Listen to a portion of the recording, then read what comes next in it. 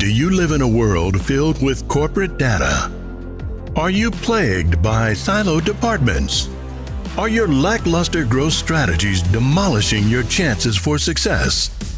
Are you held captive by the evil menace, Lord Lack? Lack of time, lack of strategy, and lack of the most important and powerful tool in your superhero tool belt, knowledge. Never fear, Hub Heroes. Get ready to don your cape and mask, move into action, and become the Hub Hero your organization needs. Tune in each week to join the League of Extraordinary Inbound Heroes as we help you educate, empower, and execute. Hub Heroes, it's time to unite and activate your powers. Before we begin, Nope, not doing that. There's no need for that. Devin is not here. Heck, Max. We've been abandoned. We've been abandoned by Devin. We miss him. We love you, bro. We can't wait till you're back. Max will be probably joining us partway through this because life be lifing.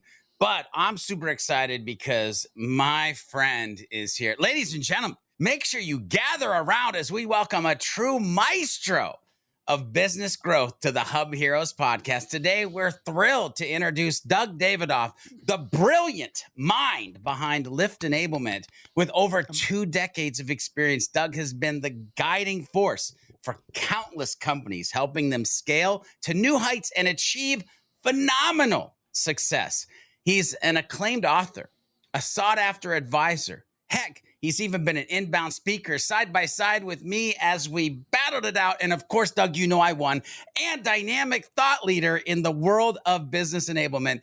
Get ready for an insightful conversation today packed with wisdom from one of us. We'll figure out how this goes and actionable strategies. Ladies and gentlemen, please join us in welcoming Doug Davidoff. Doug, how the heck you doing, brother?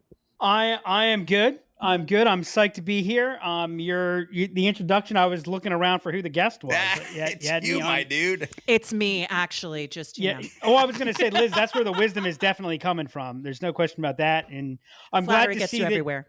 I'm glad to see that my reputation and mannerism continues to stand up. If you want to clear the room, just bring Doug on because you see, we got no Max, we got no Devin. My work here is done. I love it. You know, George, you know what else I love about that? I love how you took my line in the outline of George, intro Doug here. Yeah. And just like, man, you are stellar at stage direction. I really appreciate that. Listen, I may or may not have done some emceeing along the way at some events. And so as soon as I saw intro dope human to podcast, I knew exactly what to do, Liz. Exactly. Well, I just want to know, do you remember the movie Along Came Polly? And you had Philip Yes. Seymour Hoffman with the E! Entertainment crew following him, et cetera. I'm like, George, could you just like accompany me before I go anywhere and just like let people know before I walk into the room that like I'm ready. I'll be the guy with like the big trumpet. Ladies and gentlemen. I'll just be the personality hire here wrangling people. That's just my job. There you go. That's what I do. There you go. Professional wrangler. In fact, speaking of wrangling, gentlemen, I want to get down to business because, Doug, we don't just have you here because we love you, although that is a big reason. Plus, again, the aforementioned cap. We have a very specific topic we need to discuss today, and that is making change happen within sales teams. So I'm going to read a few quotes that I want to throw out here that may or may not be inspired by true events. Getting our sales team to change anything about what they do is like pulling teeth. Good luck trying to get sales on board with that new initiative of yours. Look, the sales team, they're just set in their ways. Don't get your hopes up. I know I'm not the only one who's overheard folks in marketing or on other teams talk like this about sales teams. There's this stereotype that paints people in sales as these resistant little buttheads who are anti-progress, anti-teamwork, anti-forward movement. Like anytime you want to do something fun with technology or like trying to innovate, sales that no, it's the worst. And I'm not saying this pointing fingers because I used to be one of these people many moons ago. So one day, when I was still working at Impact, I had been the content strategist on the marketing team. The VP of sales at the time, Tom DeCipio, said, Liz, you've been doing such an incredible job. I'm like, yay, thank you. That's awesome. He says, so we'd like you to come be the dedicated sales content strategist for the sales team. And George, as you know, I'm really good at keeping my filter on my mouth. And Tom will validate this story. If you know him, he will validate it. I blurted out without thinking, am I being punished? And that was probably the most transformative 9 months of my entire career. It changed completely how I think about sales and how I think about sales teams and kind of understanding where they're coming from. So what we're going to be talking about today is digging into this. Are these stereotypes true? Or is there a deeper and more nuanced story here? What's actually happening between sales and other teams? And what are the changes we should all be looking at together? Now, to start off this conversation, Doug, I actually want to call back to, I want you to take us to the 80,000 foot view of what's happening right now with all of us before we get into the sales specific piece. Because when you and I spoke in preparation for this episode, you painted an incredibly vivid picture of the challenges all teams are facing within organizations right now, with everything that's happening, whether that's economic or technology, and why it matters to this conversation. So can you start us there, paint that picture for us? Yeah, I just wanted to say something before I get into it, which is if you think what you said that marketers say about salespeople is bad, you should hear what salespeople say about salespeople. They said it back to my face, so I got it right back to me. Yeah. Well, I'm not talking about what salespeople say to marketers. I'm talking about what salespeople. That's what I am talking about, Max. That is what right there. Look who's He's here. got the book, I've had no time to read it yet, but it's on my desk every day. What's up, baby? Go ahead, Doug. Well, Max just brought up my favorite topic. Your book? That's right, exactly. Yeah. So if we take a step back and we think about what's going on in the world today, I don't know about you all, but I'm tired. Just standing around is just exhausting. I had a coach early in my career who taught me. He said, Doug, every decision somebody makes is the representation of their prediction of the future, right? It's their bet on the future. So when I feel good, I make decisions. I'm moving forward. I buy a new car, buy a new boat, whatever it might be. I'm feeling good. Things are going on, right? And so that's how I know I'm confident. And that's why consumer confidence, is so crucially important. And even though, we live primarily in a B2B world, you tell me what's going on with the consumer, I can tell you a lot about what else is happening. And the difficulty is, I think it was Gary Vaynerchuk who's gotten credited for if content is king, then context is God. And if we think about context, there is none today. The proverbial checkerboard has been taken up and thrown into the sky, and we're all trying to figure out what are the rules. You see this in a lot of places. First off, we've had at least 3 once in a generation events in the last 20 years, right? And the last 4 years, I have never seen a transformation of the world we live in like we've seen in the last 4 years. We went from a pandemic that was supposed to wipe out everything, that ended up creating massive amounts of demand. I don't mean to get overly geeky here, but put massive money into the market. We saw, the world, quote unquote, changed. I don't know if you guys look at any of these economic charts, but literally, if you're offline, you know exactly when the pandemic started because there was a drop down. But now, roughly 4 years later, we're back to the place we were in terms of what the trend was going. By the way, if you were online, you know what day the pandemic started because there was a massive uptick and we're back down to those trends. So like all this change that happened, we've seen a reversion to the mean. But the thing that doesn't get enough credit for why we're in this place where, and we call it the macroeconomic environment and what's happening, et cetera, is we went from money literally being free, 0 interest rate policies that basically meant if you were a business and you weren't spending money, you were being foolish. You had to spend money, to now money costs something, which has radically changed how our business is valued, what's happening. So whether you're a public company, a private company, whether you're seeking funding, you don't know what winning is anymore. And that's impacting you in whatever company you're in. What's the game that they're playing? Where are you going? And even more so, what's happening with your customer. I have never seen a market, and I've been selling for 30 years. I have never seen a market that it is as disrupted and difficult as this market. The Great Recession was hard. It was bad.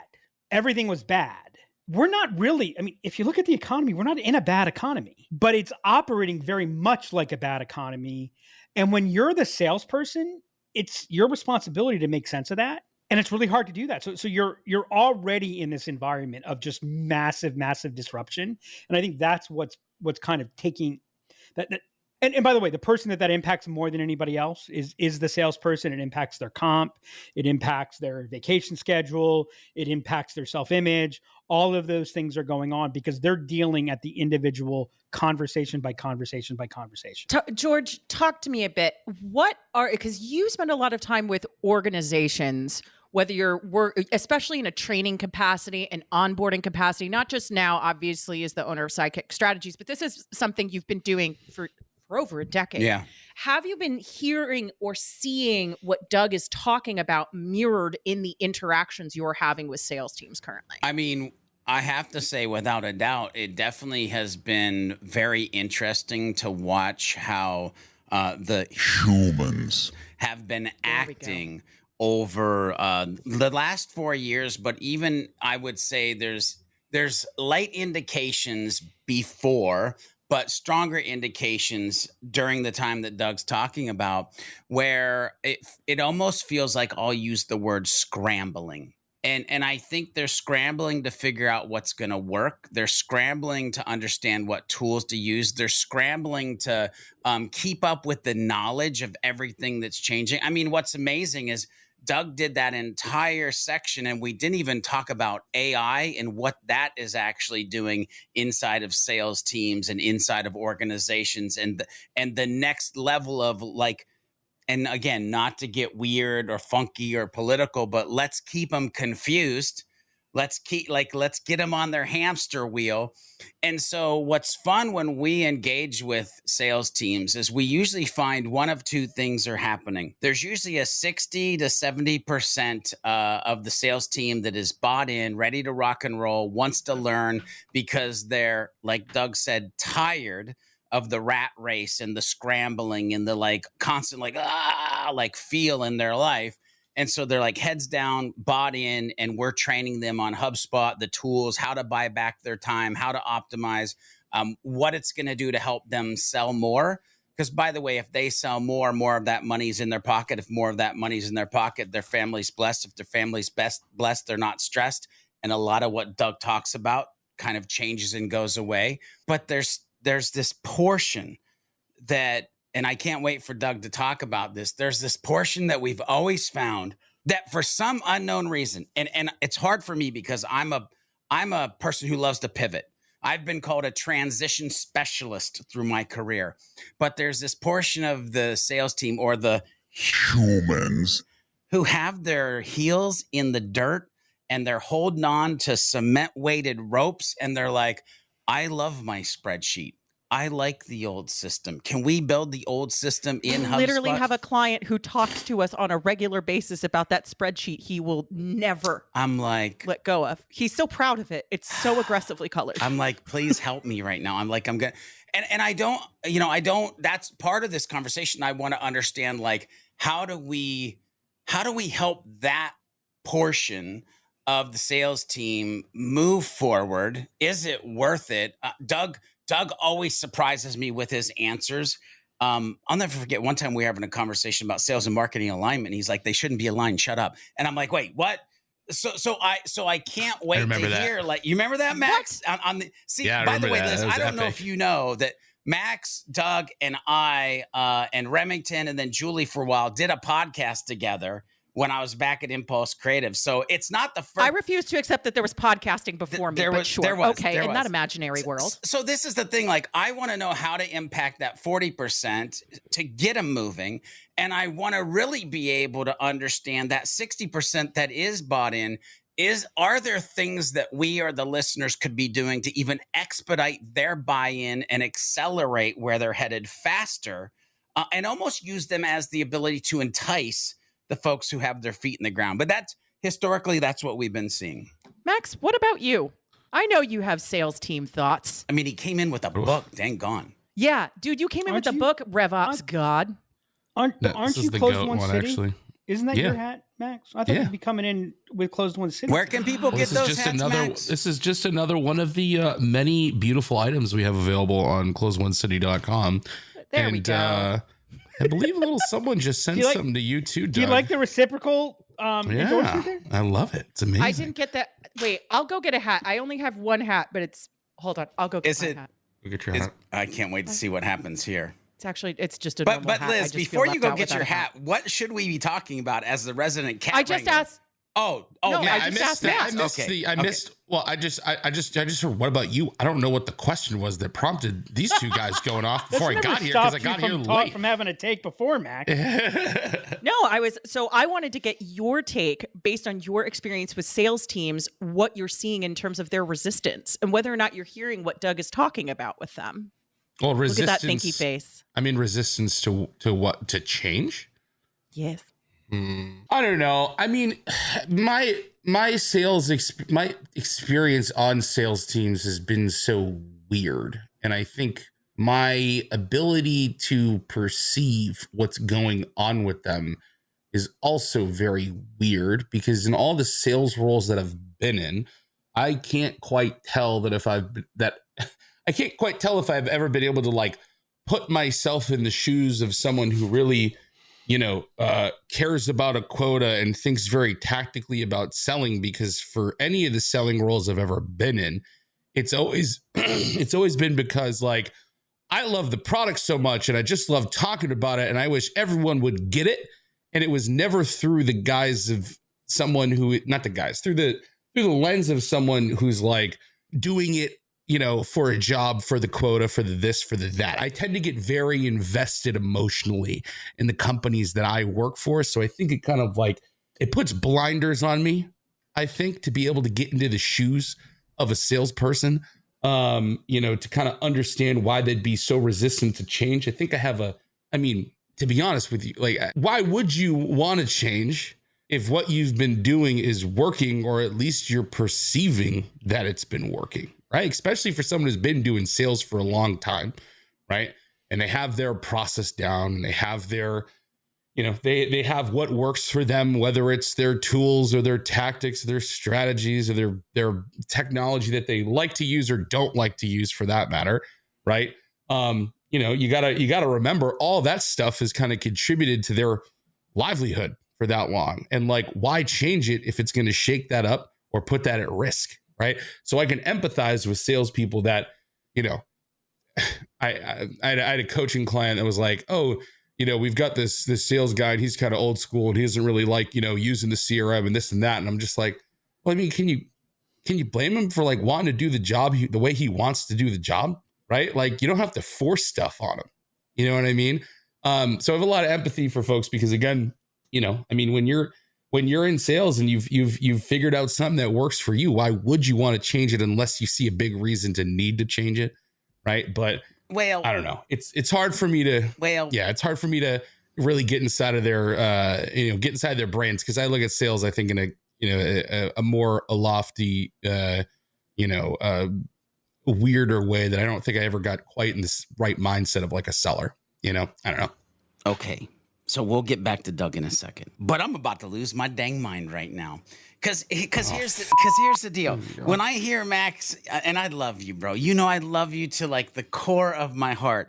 But when I hear you God. or some other people saying, why would you want to change? Like, I live so much in this 1% better each and every day mentality, and realizing, why would I rest on my laurels? Why would I think yesterday was the best day ever when tomorrow can be even better? And I think this is why I have such an issue with that 40% that I was talking about, because it's like, guy, gal, whoever the heck you are, like, sure, you sold $50,000 last month. Guess what? Next month, you might sell $150,000, but you're going to have to make some change, because to get to where you want to go, you got to do different things than what got you where you're at. And oh, okay, I'm going to just shut up. Let's go back to Doug. Max, you made Inbound Dad mad. Look I'm what not you've mad. done. I'm just passionate. He's just disappointed. You're just disappointed. I'm not Well, disappointed. I'm saying, but George, what I'm saying is I would think that someone who's resistant to change might not have that same motivation, because maybe they've been doing it for a while and they're comfortable. Here's what they've Doug. done. He's coming in. I don't know. He's I'm coming trying in. to figure it out on my own. I'm trying to figure it out on my own. I have no clue. We're talking like sales being resistant to change is a not normal thing in a business. Show me an operations team, show me a finance team, there's a whole world. I mean, if you think branding strives to make the world complicated to justify high advisory fees, you should take a look at the change management industry, right? So let's not put salespeople in this bucket of they're somehow this unique set of resistors to what's going on. And actually, let's also acknowledge that what the vast majority of businesses do is they throw salespeople out into the world with no maps, no process, no clarity. I mean, it's mushroom management, right? Throw them in the dark, and from time to time pour some shit on them, and let's see how they grow, right? I mean, that's how far too many. I mean, if we ran our manufacturing process the way we run sales processes, the way we run sales organizations, no business would succeed at doing anything. So let's just, I just want to balance this out, that change is hard. Yet at the same time, here's what I hear. I hear constantly salespeople are resistant to change. And then right after that, I hear they never do the same thing twice.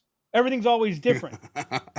Right? I'm listening to this podcast about Lost, about the show Lost. Oh, I love that show. We're talking about how Damon Lindelof and Carlton Cuse. Yep. Yeah. But how Damon Lindelof was like being asked, on one hand, they were like, do you have a plan for this? It's like every fan wants us to say, yes, we have an absolute plan. We know exactly where this is going.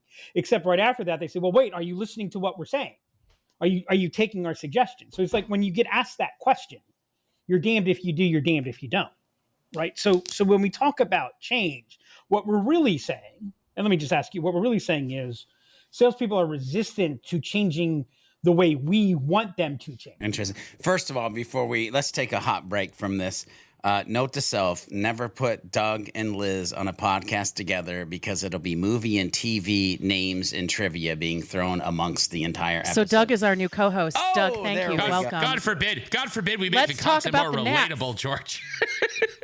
That's right, baby. Don't worry, I'll get some baseball metaphors in. Oh, there we go. Let's talk about Let Teddy Win. That was a great campaign. It was a great campaign. That's right. George, you all right, bud? I'm good. Is that hissing noise your soul is slowly escaping from your body? I was just breathing, like slow breathing. I'm good. Speaking of breathing, let's bring it back to sales for a moment, shall we? Let me ask you a question. Anybody, I do not do this, but anybody like to work with tools, carpenters? I would probably, that's a hazard. I'm a hazard without tools.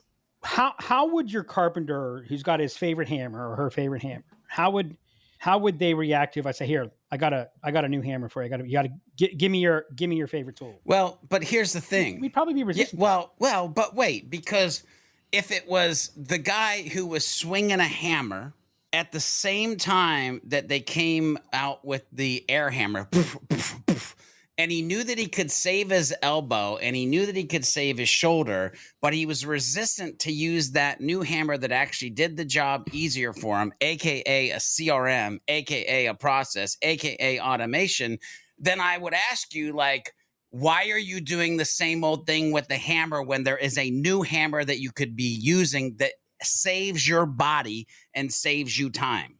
So do you think this is the first time that sales rep that you're claiming to be resistant to change? Do you think this is the first time they've been told that here's this new technology that will solve your problems, that will take care of? What happened problem to the sales team? That might be the problem, because no, it probably isn't. Right. And by the way, here's something else that I can tell you. Like, if you want to get down to it, and I will say that salespeople are not anywhere near as motivated by quota as we think they are motivated by quota. And if we have time, I'll get into that. Okay. But nobody goes on P Club and nobody goes on nobody goes on P Club and nobody gets fired because of their adoption or lack of adoption, utilization or lack of utilization of the CRM. They do go to P Club or get fired based on how much business did they close. So when you talk to me, what I would say, George, is you took it in the wrong order. You said, here's this new machine with this automation, with this process, with this, and it's like, whoa, that's all about you. Talk to me about where's my gap. Help me understand, why am I not getting the outcomes that I need to get? Why are we changing to begin with? How is the world changing? Like, we all live in the world of change. And by the way, we're unique because we thrive in the world of change. Yeah. Right. Humans aren't designed. I'm sorry, I don't have that sound effect for you. Yeah. But humans aren't designed to thrive in change. Right. We're biologically programmed. We're biochemically programmed to seek what we're like. We seek tribes. By the way, Max, the interesting thing about what you said is I actually think you got it in reverse. The greater the confidence, the more willing you'll see the change. The willingness to change is a sign of confidence. Mm-hmm. So the sales rep who is confident in what is working, the sales rep who understands, how am I achieving quota? You show me a hitter who studies the science of hitting, I will show you someone who is constantly tweaking and adjusting their swing because of what you talked about. You show me someone who's worried about hitting quota. You show me someone who doesn't understand. But by the way, in sales, and I've lived this for 30 years. I mean, and I love it. Every month you start off at zero. Every year you start off at zero. I have a ritual that I've done for 25 years. My last day of production, I print my report. And my first day of production, I print my report. Here's what I did, and I go back to zero. But man, that's also scary. Accountants don't go back to zero, right? And so we're in this environment that at any moment, change the interest rates, everything changes. Yeah. Right? Things completely outside of my control change. You show me somebody who is worried about the future, I'll show you somebody who resists change. So I don't think it's 60-40. I don't think there's that much difference between the 60 and the 40. I think there's a difference in perspective and the context. So spend less time talking about the thing, spend less time talking about the solution, and spend more time facilitating an understanding of the context. Change my context, you'll change my behavior. I love it. Liz, do you see why I was like, immediately, we have to have Doug on for this episode? Oh, 100%. But before we move off of this, George, I've been watching you just kind of absorb and take in everything that Doug has been saying. I want to get your reaction. I love absorbing Doug. Yeah, it's the best. Okay, wait. We're live on YouTube. You can't say things like that now. You can. Max. We're live on YouTube? And LinkedIn. And LinkedIn. By the way. But, oh, shit. Dude, you're sweating. Yeah, Dude, you're going to get us canceled. Let it be known. Let it be known. You know what? No, hold on. We need to note this for the record. The first person to swear on this pod when we are live is not Liz. Now, will I say something wildly inappropriate later? Yeah. 90% chance. Yeah, it's 90%. Yeah. But let's keep going. Yeah. Let's keep going. Thanks, Max. Well, and you can thank Riverside because they gave me new toys and I wanted to play and test because I'm a marketer. But there you go. I do think this is the first time I've been on a live stream. All right. Well, there you go. There you go. You're killing it, brother. You're killing it. So it's funny though, but let's talk about like I almost just said let's be careful, Max. So here's the thing. Because I was literally sitting there absorbing what Doug was saying because I Can we not talk about absorbing I anymore? passionately and actively want to know how to get better at this, because I know that if I can communicate and interact with sales teams in a way that it is manufactured to get the most out of them and get them in a what we feel better direction, or believe even is a better word, is a better direction for them and for the organization. And we can get past the hurdles of like everybody's changed it like every 2 years because nobody knows what the heck they're doing. And so I literally was just sitting there intently listening, try to put the pieces of the matrix together in my own brain, which, by the way, this is usually what happens, Liz, when I'm with Doug. Like, literally, there was a conversation I had with Doug at a previous inbound where he broke my brain for about 14 days after the conversation that I had to try to unpack and put back together. So, Doug, teach me your ways. No, do not. She's not allowed to know the dark side.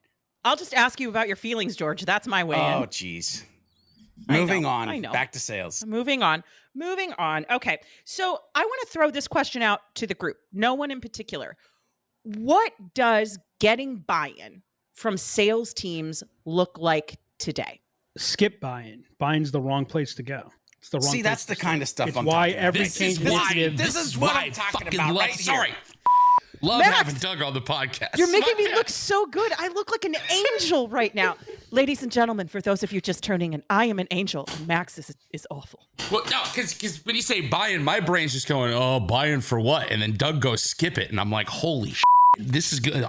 Operating on a completely different level than I am, and I just want to listen. Unless it's buy-in for sandwiches, in which case I'm I'm bought in. If it's Subway's, If it's a panini, I'm there. Jersey Mike's, I was on Fireside. I was on vacation. When I was younger, and it was when I was still golfing, and I decided, hey, you know what? Let's do a golf lesson before I play around in golf. So take some swings. I'm like, aren't you going to give me some tips? She's like, no, let me just see you hit a few balls. So I take out my 7-iron. It was the only iron that I could hit halfway decent. And I started hitting the ball, and I thought, oh, wow, he's going to think I'm better than I am. Because I felt like I was hitting the ball well. I probably hit 10 balls. And the pro says to me, he goes, I see what your problem is. I'm like, that's pretty presumptive. I only hit 10 balls and I'm hitting them well. What do you mean what my problem is? He said, the problem is you're trying to hit the ball. I looked at him like there might be something wrong here. Because I said to him, I'm like, I mean, call me crazy, but I thought that was the point of this game. Oh man! And he said, no. See, the problem is you think because you're aiming at the ball. Basically, he said you think that your swing ends when you hit the ball, right? What you need to do is you need to let the ball interrupt your swing. When I coached kids in baseball, first thing I did was I put them in the cage. Don't talk to me about what you do. Just go out, swing. Okay, let's look at this. Here's what I want you to do. Let's do this. See, I want you to take an action. Sales is a participation sport. Sales is an action sport. I want you to do, by the way, this applies to non-sales too. I want you to do something with an expectation. So by the way, when I get resistance, when someone says, well, this is all well and good, but it doesn't work in my industry, it doesn't work with my customers. I'm like, okay, great. Awesome. Here's what I need you to do. I need you to prove to me that it doesn't work. Prove to me it doesn't work. Do this 100 times and come back. Because here's the thing. By the way, sometimes I might even go, you know what? I'm with you. I'm not, but you got to understand. I got to do this. I need you to demonstrate to me it doesn't work. So we take an action, we get a result. The result is either what we expected or something different than we expected. Now we've got experience. Now we can learn. Why did we get that result? What happened? What was different? We then apply that to the next action. When we talk about buy-in, what we're doing is we're throwing theory out, we're throwing opinions out, we're saying, take my advice. I mean, please don't take this the wrong way, George. You're advising a sales team, the 40% of salespeople, they're trying to figure this stuff out. They've been doing it for 10, 20 years, 5 years, 2 years, whatever the number might be. And remember, the thing that's different about sales is every interaction is different. So they live in a world where every interaction is different. No, don't get me wrong. Every interaction is 80 to 90% the same, but that's not where you get paid. That's not where you live in a sales world. So you come in and you're going to tell me how I need to change. And if I have any self-worth at all, I'm going to push back. What do you mean? Right. So let's just skip that. Let's create the context. Here's the issue. Here's what we're seeing. Here's why we're doing this. By the way, one of the things to do is be really clear what's staying the same. Because you've identified that there's something that's not working. There's something that's broken. We're going to change what's broken. But what they hear is you're going to change everything. What are the things that are working for me? Make it clear to me that the things that work for me will continue to work for me. And this is how we're going to address the things that aren't working so that I can have confidence. Because remember, every decision I make is a statement of my confidence about the future. My confidence is built on repetitions of what I believe as cause and effect. So help me have that confidence. Define it more by what isn't changing than what is changing, and you'll see less resistance. And by the way, resistance is okay. I'm not looking for followers. Mm-hmm. Right? I'm not looking for you to convert. I'm looking to help optimize a business process, which by the way, there is no one right way to do it. So that's the other thing that salespeople hear all the time is I'm supposed to do it the way Bill does it, the way Jill does it. It's like, no, show me where I get to be me. At the end of the day, I'm the one that's putting my name on the promise. How can I have confidence in that? Yeah. And if you don't have resistance, you don't get any feedback as to why something's not working from the people who are boots on the ground doing the thing. Right. And by the way, George and Max and Liz, who have the best advocates in your life been on the ideas that you've put forth? I will bet you that a good percentage of them came from the people that were the most resistant initially. George, I need to know what's going on behind that thinking face. Like, I absolutely have to know. Yeah. No, it's so first of all, I'm a child. So I can't hear the word resistance without saying, resistance is futile. So there's that. But anyway, hopefully somebody. By the way, George, if you want a salesperson to change something, just tell them they're not allowed to. Oh, well, there you go. Podcast is over. And then they'll change. Fun. That's 100% true, because salespeople, it sounds like, are just basically only children, which is what I am, which is like, would you like me to not do something? Tell me to do it. Would you like me to do something? Tell me not to do it. Like, that's Liz 101. So it's interesting though, because where my brain was going when Doug was talking, it's funny because what I think Doug does well is he's really good at making what you might have thought was complex really simple. And what's funny is when we do have most of these conversations, it's like, and here's all these cool things that you can do these cool things with, and here's how they're gonna make your life easier and save you time. But the fact when Doug was like, so start by what's working for them. And I was like, oh, I feel stupid right now because I don't know if I've ever asked a sales team or started with the question. So tell me what's working for you in the sales process and just shut up and listen. I don't think I've ever done that. Now I want to do that immediately with like the next sales team that I talk to and start there, because what's interesting out of that is I should be able to diagnose what's not working, because I understand what you need. I understand like how the engine works, and so I can, their carburetor's broke and the starter needs replaced. Okay, they need these 2 or 3 things, strategies or tools. And if I can just get them to plug that into the 80 or 90% that we can now say is working, and we're just going to mirror that, then we get somewhere special pretty dang quick. So George, the conversation where I broke your brain at inbound, if you think about that, you can apply that to sales teams, because the danger with what you said, 99% of the time I wouldn't even comment on this, but because of the topic of this show, when you talked about a car, that's where you lose sales organizations and you lose connecting with those resistors. And here's metaphors and analogies. A car is a closed system. A car is complicated. It is not complex. Oh. If I take this out and I fix this and I put it in, when I change the carburetor, it doesn't change everything else. When you're selling, you're at the center of a series of complex ecosystems. You are in a system of system. When you change one thing, you change everything. And that's what a salesperson understands subconsciously. That's where you see the fear. That's where you see the resistance. And that's why calling out an understanding of what is working, right? And by the way, also show the place where when we talk about process language, when we use process language, we talk about it in a very constraining manner. This, then this, then this, then this. Anyone that spent a second in a conversation, let alone a sales conversation, knows doesn't happen like that, right? The process isn't linear. It's a pinball machine. And I've got my way of doing it. Like George, you're extraordinarily successful at being George. Why, thanks, I Doug. don't think you would be anywhere near as successful at being Doug. No, I don't even come close to reading the amount of books that you read. Wrong name for starters. I mean, But- the labeling's all off. But I'm just saying, forget the reading and everything else. I'm just saying the style, the approach, right? And I like to think I'm pretty good at being Doug. Oh, you're great at being I Doug. would be really ineffective at being George. Mm. So the other thing that we have to do is communicate how a strong centralized system frees the individuality by understanding the key milestone, by understanding the key points in a process. You're free in between.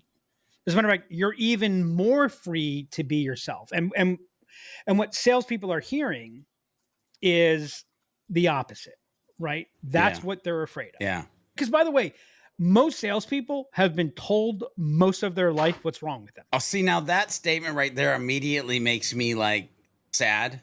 And actually I don't want to swear like other people on this podcast, but Shots fired.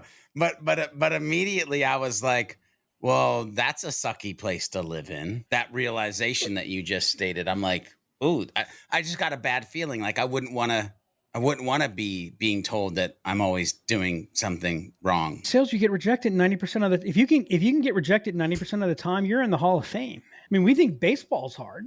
Baseball, you only you fail 70% of the time. You're in the Hall of Fame. You hear all the pushback. You don't get the testimonial letters. Marketing gets the testimonial letter. You're kind of like content. Content, I see the same thing. I had to tell a client the other day because they were nervous about giving me feedback. I'm like, do you realize this is what I do all day, every day? I have never, ever, except maybe with George, like once or twice, have I ever given a piece of content to somebody and they're like, perfect, no notes. There's always maybe one or two things that needs to get tweaked. Now, maybe down the line we get to that point. Right? We get to that point of trust. But it's rejection station, man. Liz, I'm curious when you get the no notes back.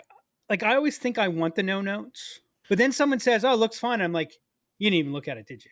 So I get very anxious when somebody says no notes, and George has been on a couple of calls with me where somebody would say, "Yeah, it's great." I'm like, "So you're saying it's great, but your face is saying an entirely different story." There are times where I get to a level of trust with a couple of clients where yes, I will trust what they're saying. What I've often found is that if people are giving me a no that quickly, they either do not know how to articulate what's actually wrong. It's just a gut feeling. They do know how to articulate what's wrong, but they don't want to hurt my feelings because they think that I take it as a personal attack on my work and my credibility. And I'm like, no, we're just working toward the end goal of getting good content out the door. But you misunderstood that's what it's like. You misunderstood. I said no notes. No, so that's they just what say yes. That's they just what say I'm yeah. saying. Oh, this is fine. That's what I'm saying. Okay. Like if they say no notes, I start wondering what's actually wrong because in most cases, I'm like, you're not telling me something. You don't know how to tell me, or you know what it is, but you don't want to hurt my fifis. Like it could be a range of reasons. So here's something else to understand about salespeople if you want to break through to them. Are you familiar with the book, The E-Myth? So the E-Myth is a book about small business. And the E-Myth is the entrepreneur myth. The myth is most businesses are started by entrepreneurs. It's written by a guy named Michael Gerber. And his thesis, the thesis of the book is most businesses are not started by entrepreneurs. They're started by technicians who experienced an entrepreneurial seizure. His words, not mine. So they're basically, businesses are started by people who do what the business does. They look and they say, I can do this better. I want to be my own boss, whatever the case may be. So what the book talks about is there's 3 types of people. There's the entrepreneur, all vision, lives out in the world of risk, change, etc. There's the manager, who's got some son of a bitch to him, very process oriented, very disciplined, the world is dominated by technicians. That's why I picked on the carpenter and the hammer. I have my way of doing something, right? I've come to understand my way. I know that my way is not the best way, but realize people are not motivated for the best way. What they're motivated for is the way that is least likely to not be the worst. Right. That's how, by the way, that's what drives buying decisions. That's what drives. And so what you're dealing with, because salespeople speak the language of risk, because they're paid variable compensation, we think, oh, they're risk takers. We say they're entrepreneurial. Some of them are. What the vast majority of them are is they're technicians. They have a way of doing something. They have not documented their way. They have not tangibilized their way, but they have a way of doing something. It's ambiguous. You come in and you say, we're going to change how you're doing it. And I go, huh? Best thing you can do, document the sales process. Forget without the CRM. But this is the first thing we do with companies is we go through and we map what's the flow of conversations from how do they gain interest to they want us on to the bottom line. It has nothing to do with technology. There's no tech in it. We understand how do you do what you do? Okay, here's where the breakdown occurs. Here's where the breakdown occurs. Hey, it looks like a lot of time is spent here. It doesn't seem like a lot of value there. Wouldn't you like to be able to spend more time here? Yeah. Okay, here's how we can help make that happen. And then the last thing that I would say is when you're doing CRM, every company in the world should be launching their CRM 2 to 4 times per year. The other thing that we talk about, we look at CRM and we look at launching CRM as the finish line. And so we stuff it all in. We're like the parent at the baseball field saying, keep your weight back, keep your elbow up, head in. Hey, we're barking 5 instructions at one time. So we come in and we identify everything that's wrong. We're going to fix it. You can't fix more than one thing at a time. If you try to fix more than one thing at a time, you're overwhelming people. And that's why we're going to operate on this. So the clients that we work with, we're typically launching 3 to 4 times per year. By the way, that's the single best thing for adoption. It's like, hey, we've got some new toys for you. But it also means we're never done. And that means we launch this. Some of what we do works. Some of what we doesn't do work. It feeds into that next piece. We work with larger organizations. That's why 4 times per year. You're never more than 90 days away from an overall fix. And now, because remember, as the sales rep, it's the next 90 days that matter for me. We call that the performance zone. I need to hit my number. What you want to do, I had somebody who was funded early in Lyft Imagine's career. He said, I got fired because he loved my ideas. And what he said to me, he said, Doug, here's the thing I agree with you 100%. We need to do this. The problem is you're solving the problem that I have 18 months from now. If I don't get to this revenue in 6 months, I don't get my next tranche of money. If I don't get my next tranche of money, I don't have oxygen. I am dead. I realize that what I'm going to be doing for the next 6 months puts me in a weaker position for where I need to be in 18 months. But if I solve my 18-month problem, I'm dead in 6 months, right? That time scale taught me, whoa, I can't fix everything at one time. Like a lot of times we're trying to come in and fix something. They don't even have the foundation. Let's bring in the foundation. Then let's add the next piece. Then we add the next piece. Then we add the next piece. And we're in an ongoing continuous loop. And that's where transformations occur. Transformations occur when you look back and realize you transformed, not when you go in saying, hey, we're going to transform everything. Hear that, B2B website copywriters? No more transforming in your headlines. Just like you can't call yourself a thought leader in your own bio. Okay. Doug, before I take us into... Hang on one second. Yeah, Doug, George, I wanted to ask you if you had any other questions. No, I just want... Is it the E-Myth Revisited? Is that the book that you... Same thing. Yeah. That's the rewrite. Okay, That's the updated version. Okay. Of it, yeah. Because by the way, E-Myth Revisited, E-Myth Enterprise, E-Myth Mastery, E-Myth for HVAC, E-Myth for real estate agents, E-Myth for holy crap, it keeps on going. Anyway, but the original book to get is the E-Myth Revisited. Okay. And it's really the first third of the book where all the value is. Everything else is franchise your business. And Okay. Blah, blah, blah, blah. Yeah. Well, Doug, let me stay with you for a moment. Are there any other, we know that you are an avid reader, resource consumer. Are there any other books specifically or other resources you would recommend? Yeah, there was. There you go. It's that book right there. Is it that book? Max Thanks. pops the book Max. up too. Maximus Van White. I talk in the book about the 3 zones of execution, right? We always look at everything. It's the next 90 days, 90 days to 12 months, 12 months to 36 months. The 12 to 36 month, that's the transformation zone. That's the company and the sales organization we want to be. The next 90 days is the performance zone.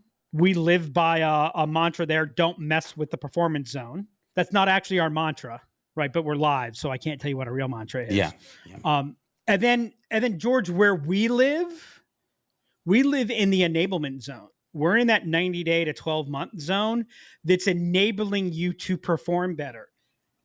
When we show that to people, they now understand, okay, this is how things are connected. This is where that works. And suddenly this change isn't so threatening. Another book that I would recommend on the idea behind this is Team of Teams. Oh, by that's Stanley a great book. McChrystal. Yeah. Audible's Because we getting live all in my a money. system of systems. George, while I you're love when George sighing, starts buying stuff on Amazon during the you can always show. tell it's a good episode. He's like, wait, hold on. I understand we need to drive the conversation forward, but could you speak closer to the mic, Doug, so I could type this into Amazon? Yeah. Add to cart. Yeah. My Audible account is just, it's ignorant, but whatever. This is why, can I just point out, by the way, if you aren't watching us live on YouTube or in the community or on LinkedIn right now, you are missing the sweetest little baby puppy angel. How Who is old? that? 4 months. Oh, boy. Got What a journey Toby's. ahead of you. Toby's EPs. Oh, Okay. well, yep. Not happy. Not happy. You hate me. Wait, is that the same dog who was wreaking havoc last week? Oh, yeah. But we love her. The one this that ate a week. tin can. Love. That's fine. It's fine. You know what? Yep. If they weren't supposed to be edible, why do you make it food shaped? I'm just saying. Oh, wow. George, Yeah. why don't you take us out? What are some of the big things you want people remembering from today's conversation, other than what books should be in everybody's shopping cart? Yeah. Well, first of all, get the resources and definitely get Doug's book because you just need to get Doug's book. And so Liz, it's funny because you know me, I like to be a little bit honest and a little bit transparent, and I'm not willing to put myself out there, but I don't know if people are going to listen to this and be like me or be like, have the same thoughts as me. But my big takeaway for me is, man, I need to rethink almost everything that I'm doing from a communication standpoint to get sales teams to really change the things that they need to change to get the impact that they need to get versus what might be this works for everybody scenario that I might have not on purpose created in this HubSpot inbound echo chamber that I live in. So that rethink everything is one thing that I'll say that you may want to think of. The other thing too is, amazingly, as I'm listening to Doug, I feel like I broke my cardinal rule in this area, because the more I heard Doug talk and the more I heard how Doug was communicating and the more I heard Doug's focus, I realized Doug is focused on the Human. There we versus a sales rep. And we've kind of jokingly said things like butthead and other things, but we have to remember that they're just like us. They are humans, not sales reps, not robots, not people who do things perfect, but they're humans. So your one takeaway for everybody today is, when you think of this, just rethink everything. Rethink everything. So all of it. All of it. Yeah. Doug. I can simplify that to bite size. I think if I were to take one thing from this, is spend more time and make sure, whether you're a manager or an implementer, whatever the case may be, make sure you're asking each salesperson at least once a quarter, preferably once a month, what's working. Yeah. Because I really like that part when, starting with that, Yeah. That, what Doug said. Do that. Wait, I know we're supposed to end the episode.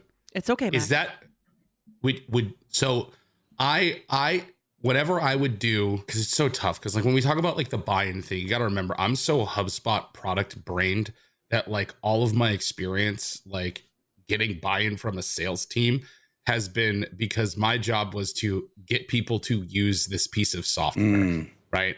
So a lot of the times when I would go in to these, like, you know, they'd set it up, be like, all right, we're going to get the sales team, you know, on a call, and you're going to teach them how to use this thing, right? I hated being the guy that would come in and be like, all right, guys, here's how you're going to use this CRM. And I would always try to come in with the, you know, on their side of the table. And it's just like, hey, everybody, you have this awesome CRM thing that I think is like super great, but I want to frame this up in a way that is going to make it actually useful for you. And the way that I would always lead is I would say, what sucks about doing your job right now? And I would try to hone in on those things that I knew the product could help with, right? And go from that angle of like, what's not working, right? From a technology enablement standpoint, right? But like, that's kind of always how I would go. It's just like, what's not working for you, and what's something that I can get you to see that, oh, this thing is actually going to be helpful for me. But I don't know how to tell you it's helpful unless I know that you have some kind of pain, right? So I guess my question is, when you say ask them what's working, is that juxtaposed to asking what's not working? Is there a reason you wouldn't ask that? Or is that part of the same thing you're getting at? Or I don't know. Yeah. So something has to be broken to change, right? The only reason that people change is because not changing is more painful than changing. Yeah, you keep running into a wall. Yeah. So now the thing is, when it comes to change initiatives, and especially change initiatives with sales organizations, what is screwed up, what sucks about right now, like we've got that covered. We do that well. So I'm not, and what you're doing, Max, at least what I'm hearing is you're coming in for an event. And what I mean by event is it's a one-off thing. You're it's either getting a conversation started or you know, here's this that then is going to lead into get them the to adopt training. the CRM. Right. Yeah. Right. Yep. And so what I'm saying is, what you've got to do though is don't just show me how you're going to fix what's broken, right? Because when that's all I hear, that gets me going, right? Yeah. But when that's all I hear, then what I worry about is, well, wait, you're going to change the stuff that I'm comfortable with. Now, this isn't a conscious thing. Yeah. Right. But that's where the fear and that resistance comes from. What you're really saying is, look, we're going to take the parts that suck. We're going to fix those. We're going to make it easier for you to do the things that you like to do, so you can do more of the things that you like to do. Mm-hmm. Right. In our change, when we get in, when George is halfway into the configuration and getting ready to launch, like we've already covered that, right? So we forget to talk about it. And then on an ongoing basis, we're really good at saying, oh, well, you should have done this, right? Because that's the beautiful thing about analyzing sales calls. By the way, remember, we're being told every day that AI is going to take our job. And then we're saying, here, we're listening to this call. See, you zagged when you should have zigged. And like, you know, that whole 2020 vision.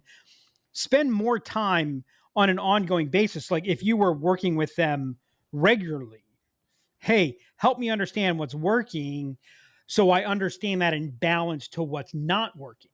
Mm-hmm. And that's where you'll get. And by the way, a rep that is resistant, spend more time with them. Say, hey, you know what? Let's talk about what's working for you. Let's talk about what are the untouchables for you. Because remember, there's 100 ways we can get this thing done. Yeah. Right. You don't have to do it this way. We just need this. We just need this to be the output of it. Yeah. I think I always tried to be like, you know, how can you use this thing to enable the way you like to work better? Because who am I to come in here and tell you how you should like to work? Right. And so when we train, so we turn to our trainers, they get a business process briefing before they get CRM configuration briefing. Yeah. So they understand, here's how the organization works. And then the other thing I'll share too is we train in user stories. So we do, here's user story 1, here's the situation, right? And it's a full, complete process for whatever we're doing. We're typically we typically roll out 3 to 5 user stories at a time. Mhm. And now as we bring the different features together, it's not this random feature and this random feature and this cool thing and this cool thing. It's here's the problem that we had. Here's where it broke down. Here's how this is addressing it. But because if I have to think about how to use my CRM is probably not configured correctly. George, That's I've that been watching context you thing. make so many happy faces. I even saw a fist pump there for Yeah. a moment. So I before we wrap this up, I got to know what was going on there because that's the first time I haven't been watching your brain slowly collapse throughout this conversation. Well, so I figure it's notable. Yeah, I'm glad Max asked the question. One, Me too. because You're like it welcome. just got Doug to a really cool place, and the fist bump was when Doug was talking about have conversations with the human.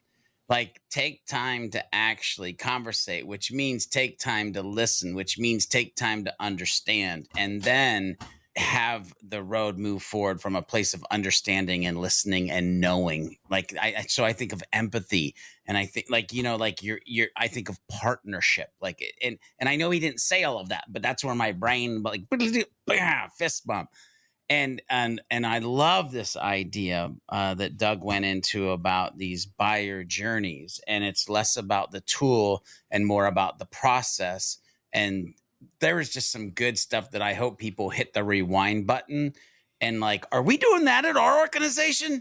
Like, do our managers do that at our organization? Like, do we pay attention? Is the partner we're using, did they do that when we onboarded? Like, that's where my brain was going. And it was a very happy place. Can I take you to a different? Yeah, happy yeah, place? yeah. Oh wait, Max, do you have something you want to add? It kind of resonates with the way I like to think about like feedback and stuff like that. Like I think, I'm someone that I'm trying to like think. I feel like people like often just focus. Like I get frustrated when people just focus on feedback being like a negative thing and only sharing like constructive feedback that's specific versus oftentimes when you're sharing like positive feedback, which I hate even making this distinction between positive and constructive feedback because then it just makes it seem like constructive feedback is this negative thing. But like oftentimes people will always tell you what's not working. When they do tell you what is working, oftentimes they don't tell you why it's working. They just do that. Hey, great job. Right. And it's like, that doesn't really help anybody. Kind of like how you were talking about the no notes thing. Right. And, there's a piece of me, I'm trying to figure out like where I was going with this. It's like, I wish people focused more on saying like, or like when people gave like positive feedback, more so to say like, this was great, but this was why it was great. And you should keep doing this because of this. Right. And that really kind of helped me switch around. Like, why is it, important to say what's working? Because you want to be able to amplify what's working a whole lot more, not just ask what sucks. Cause like I was always the person who was going saying, what sucks? How can we fix it? Not what's going well. How can we do more of that? Right. And it's funny because I'm the one that says, why do we just focus on the negative and not, try to reinforce the positive side of the feedback or noticing when something's going well. Right. And I think I just took a dose of my own medicine there, listening to Doug. So Love it. I love it. Appreciate you, Doug. Yeah. Well, I have a little treat for everybody. After weeks, nay, months of complaints, Here we go. we will be ending today's episode with the finest poetry ChatGPT could offer on this so topic. Curious what's going to happen here. You'd be so proud of me. It's G-rated. Oh, that's because good. I'm not Max, and I'm an angel, and I've never done anything ever to get us There you canceled. go. Ever. I don't know In about the old ever, days of- but yeah, Ma'am. I'll stop. Okay. Oh, is Zoe here for me? Yes. Just reminding you that you did do things. Yeah. Thinking it was canceled. Can we not? Yeah. Oh my God. Anyway, so now read that That's poetry after that thought. So You know what? I have no idea what you're talking about, Max. Zoe is an angel. Thank you for showing her to me again. She is an angel. In the old days of sales, it was all door to door. With clipboards and samples, they'd roam and explore. But the times they are a-changin', it's clear to see, we're modernizing sales with great fervency. No more door to door. It's the digital age. With smartphones and tablets, we take center stage. But remember, the heart of the sale, lest we err, 'tis the people we serve and the trust that we share.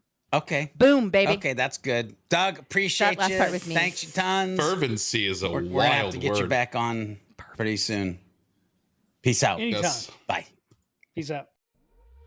Okay, Hub Heroes, we've reached the end of another episode. Will Lord Lack continue to loom over the community, or will we be able to defeat him in the next episode of the Hub Heroes Podcast? Make sure you tune in and find out in the next episode. Make sure you head over to thehubheroes.com to get the latest episodes and become part of the League of Heroes. FYI, if you're part of the League of Heroes, you'll get the show notes right in your inbox, and they come with some hidden power-up potential as well. Make sure you share this podcast with a friend, leave a review if you like what you're listening to, and use the hashtag HubHeroes Podcast on any of the socials and let us know what strategy conversation you'd like to listen into next. Until next time, when we meet and combine our forces, remember to be a happy, helpful, humble human, and of course, always be looking for a way